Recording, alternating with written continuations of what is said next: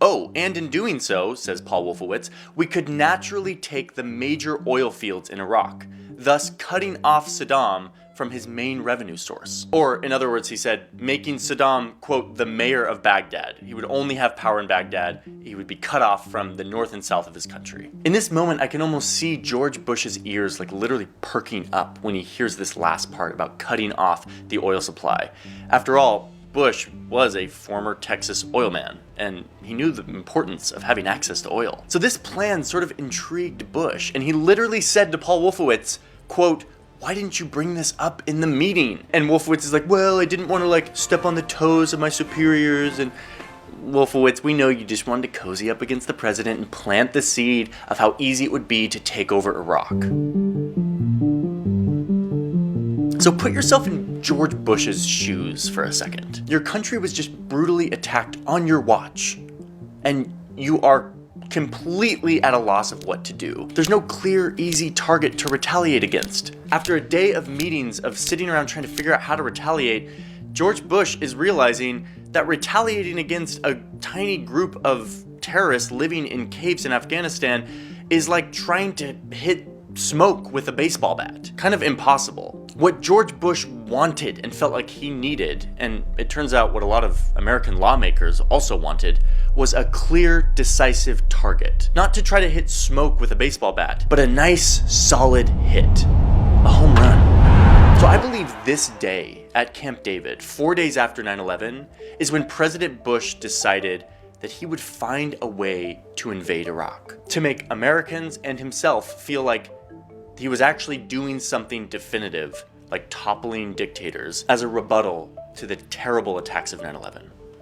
Even though Iraq had nothing to do with Al-Qaeda, he and his people around him would find a way to make a connection.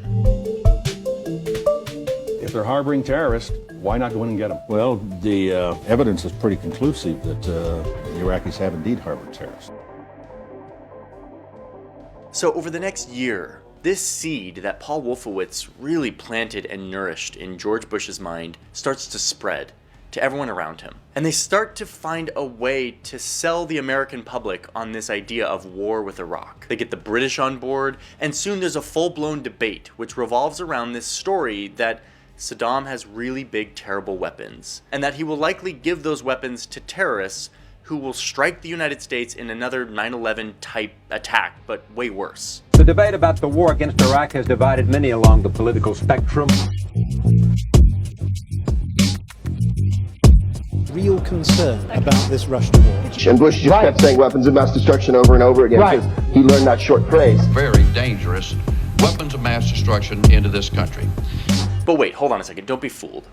The lead up to the Iraq War is often remembered as this robust debate about WMDs, weapons of mass destruction. Saddam Hussein will continue to increase his capacity to wage biological and chemical warfare and will keep trying to develop nuclear weapons. But I'm here to tell you that you need to think differently about it. The decision to go to war in Iraq was already made. It was made moments after 9/11, when a small group of powerful men imagined a glorious military campaign to liberate oppressed Iraqis and topple a dictator to make themselves and their country feel like we got a home run after we were attacked. From there, everything molded to fit that decision. Did Saddam Hussein have weapons of mass destruction? Did he want to give those to terrorists? No, there was no evidence. The little evidence there was threadbare and super speculative. But these guys turned into sort of like tea leaf readers, where you could look at the tea leaves and see whatever you need to support the decision that they made many months earlier. And it wasn't just these guys. Soon, this vision of toppling Saddam and having this American victory spread to the American Congress, Republicans and Democrats, who were also getting on board with this idea of America, a force for good, toppling the bad guy. It's a really wild study in human psychology.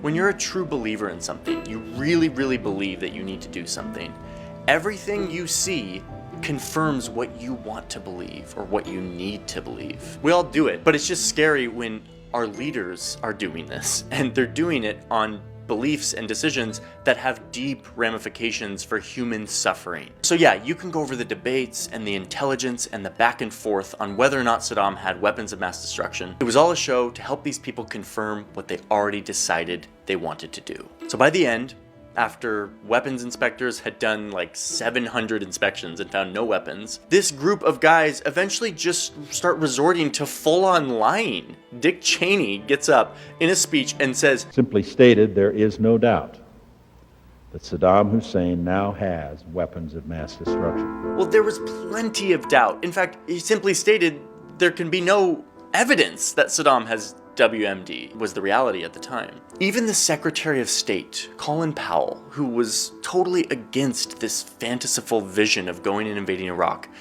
even him eventually got on board, painstakingly getting in front of the UN and going over a bunch of thin or non-existent evidence and claiming that it was watertight. My colleagues, every statement I make today is backed up by sources, solid sources. These are not assertions. What we're giving you are facts and conclusions based on solid intelligence. Solid intelligence. No. These are words that Colin Powell has lived to regret for the rest of his life.